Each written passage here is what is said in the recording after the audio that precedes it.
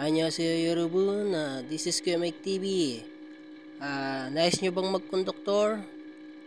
Alright, bibigyan ko kayo ng list of requirements sa pag-apply bilang isang konduktor.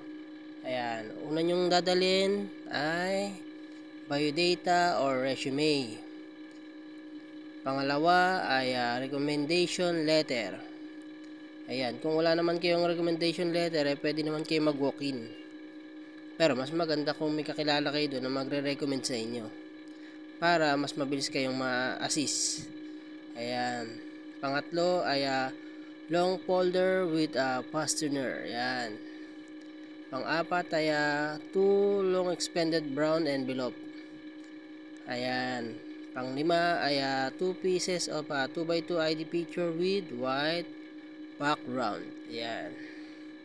Pang-anim, 2 pieces of 1x1 ID picture with white background again. Ayan, at ang pampito ay original and photocopies with barcode of PSA birth certificate. Ayan. Panlima ay original and 2 photocopies with barcode of PSA marriage. Kung marriage ka lang, kung hindi naman, wag mo nang kuhanin yun.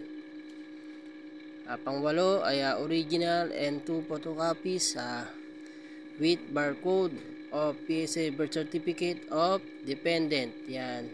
Kung may anak ka na, kung wala pa naman, wag ka na rin kumuha nun. Pang-siyam itong printout of SSS employee static information. Yan, kailangan talaga yan.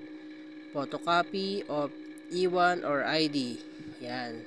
Obligado tayong kumuha talaga niyan. Pang-sampu ay photocopy of PhilHealth MDR. Yan. Madali lang kunin yan, guys.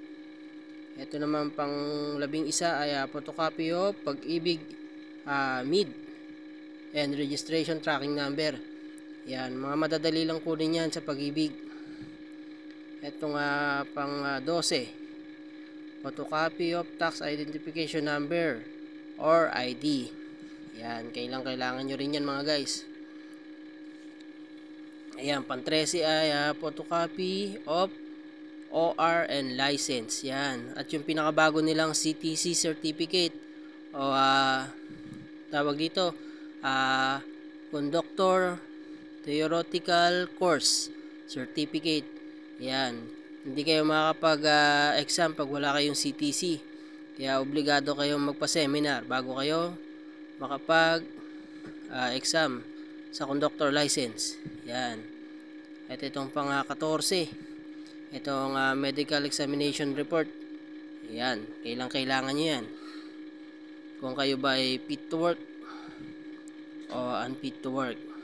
Pag fit to work, makukuha nyo na agad yung inyong medical. Pero kung kayo ay unfit to work, ay hindi nyo makukuha. O makuha nyo man, hindi rin naman papasa. Kaya kailangan fit to work talaga kayo.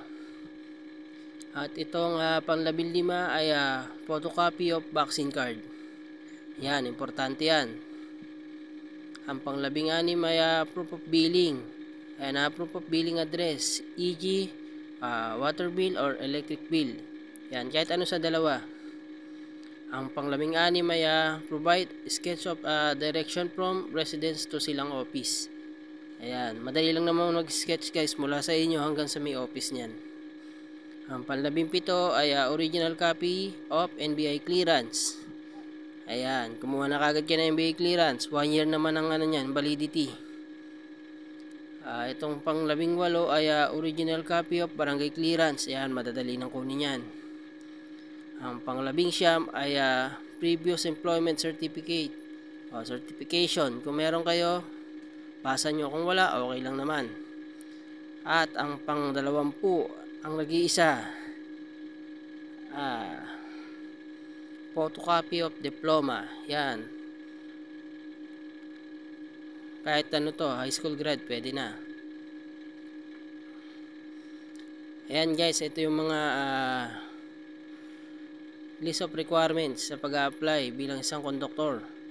Kaya kung nais nyo mag-apply, kumuha na kayo ng mga ganitong requirements. Hanggang dito na lamang. 감사합니다. 안녕하세요, 여러분.